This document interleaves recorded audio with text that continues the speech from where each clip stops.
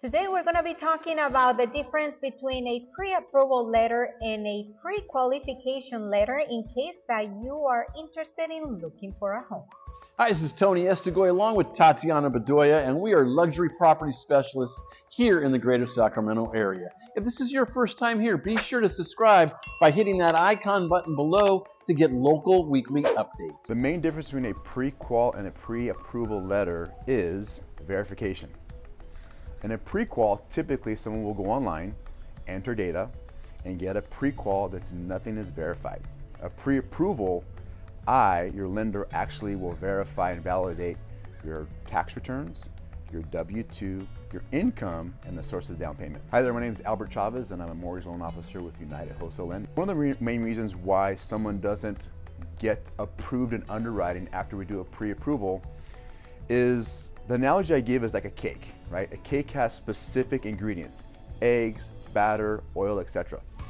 Well, whenever you take one of those ingredients out, guess what you get? You don't get a cake.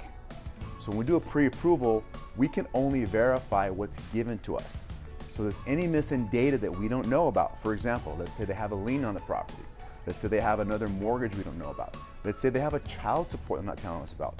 Other variables and factors will be determined once we get into a manual underwrite that a pre-approval won't give us. So this borrower is solid, this guy is solid, this couple is solid. A lot of lenders will tell you that. Honestly, all lenders aren't created equal.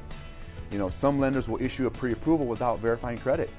Some lenders may issue a pre-approval without even looking at their bank statements or their W-2s or pay stubs. I'm sorry, some lenders are like that. So what you want to do as a borrower or a realtor is ask the lender a couple of questions. A, do you have a desktop underwriting approval? Now, a desktop underwriting approval is only the information that's inputted, right? An underwriter hasn't verified it. There's no manual underwriting.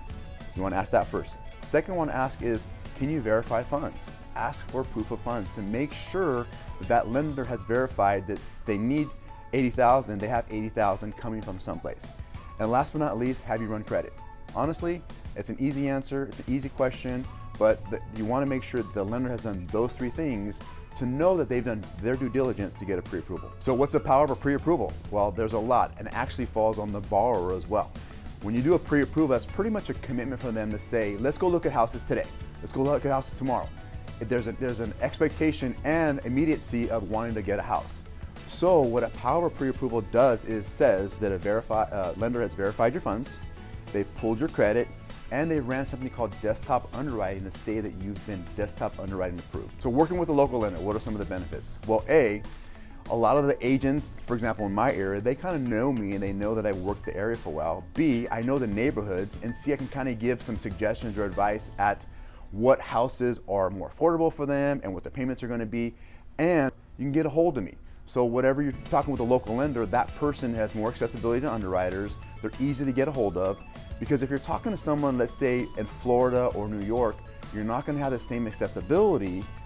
And what I find is it creates frustration, it creates havoc, and it creates a sense of insecurity because you're not sure where the loan is at. Last but not least, rates. Rates are at historical lows. Rates are not going up soon. Rates are actually in the low to mid twos right now for a 30-year fixed. So now's the opportunity to buy a house. If you want to learn about the requirements on how you can get pre-approved, make sure you hit the link below. And if you've enjoyed this video, please be sure to subscribe to get our weekly local content.